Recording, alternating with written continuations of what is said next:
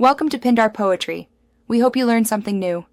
In this video, I will show how to make vegetarian kimchi at home step by step.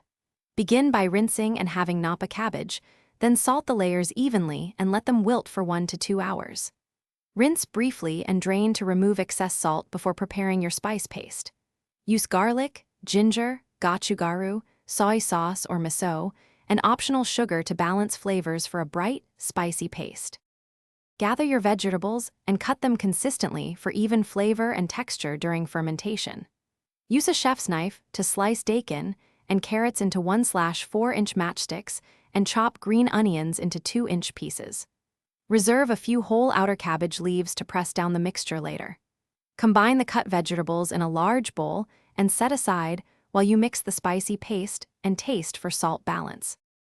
If you're enjoying this guide, please subscribe and like to support more helpful recipes and kitchen tips. Quick recommendation. A book I love is The Simple Path to Wealth, which can change how you think about money and simplify decision-making around food budgets and grocery choices. It pairs well with learning practical homemade skills. Check the description for the link and other deals, and now let's get back to the video. Prepare the paste by blending garlic, ginger, gochugaru, and a splash of rice vinegar until coarsely combined but not pureed. Stir in soy sauce or white miso to add depth without using fish-based ingredients, and add a teaspoon or 2 of sugar or rice syrup to help fermentation.